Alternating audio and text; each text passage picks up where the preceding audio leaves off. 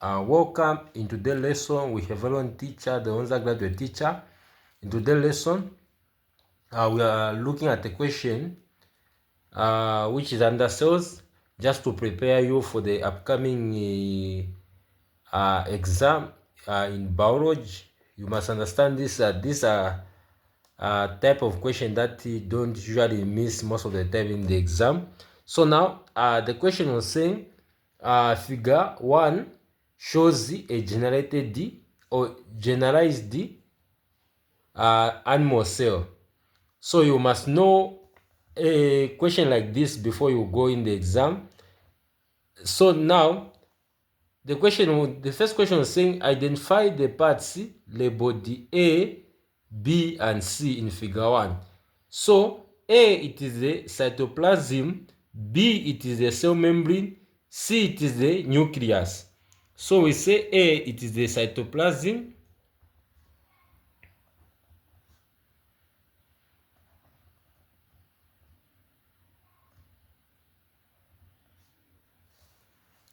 so what you understand, the cytoplasm is the jelly-like substance that fills the cell. It holds all the organisms and is where many chemical reactions takes place, the cytoplasm.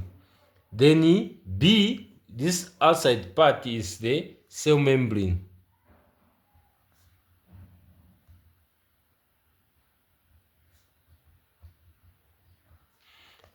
Then the last part, it is the C, it is the nucleus. It is the one which controls the cell activities in the cell.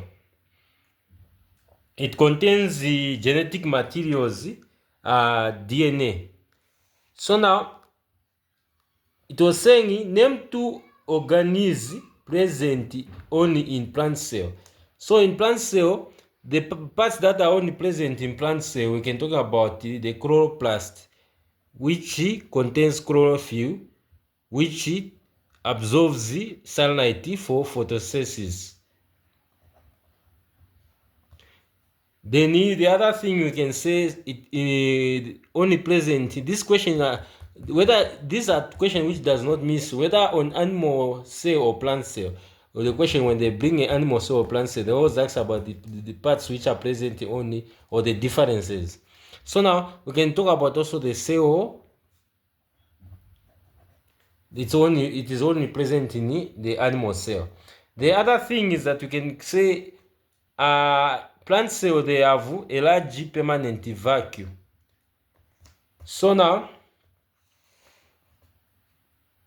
C was saying explain the function of the part labeled B. Labeled B, the cell membrane. So we have to say the function. You can say controls the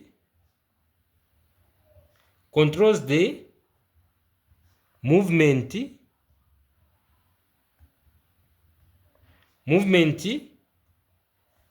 of substances.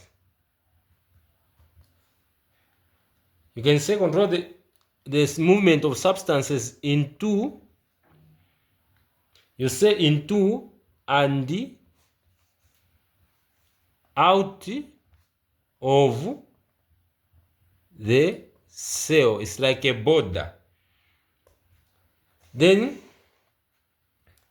the last one was saying describe the effect on the cell if it was placed in a hypertonic solution. What would be the effect? So we can say water moves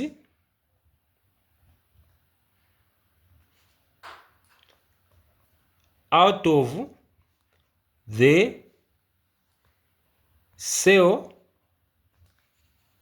by osmosis.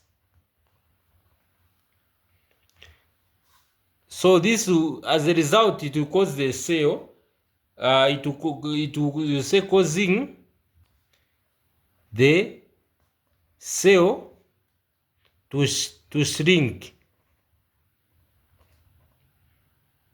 You can say causing the cell to shrink. This state is called, you will say it becomes crenated. So what we need to understand, the hypertonic solution has less water outside the cell than inside. So water leaves the cell by osmosis. So the cell loses water and it shrinks. So it's only done by hypertonic solution. Then the hypotonic solution, the cell doesn't lose water, it will gain water. That means the cell, it's supposed to get when it doesn't lose water when you put it in the hypotonic solution. Only in this solution, hypertonic solution, that's when it becomes it causes the cell to shrink like this. So now I have come to the end of our lesson. Don't forget to follow and subscribe for more lessons that are coming for biology, that's to prepare you for the exam.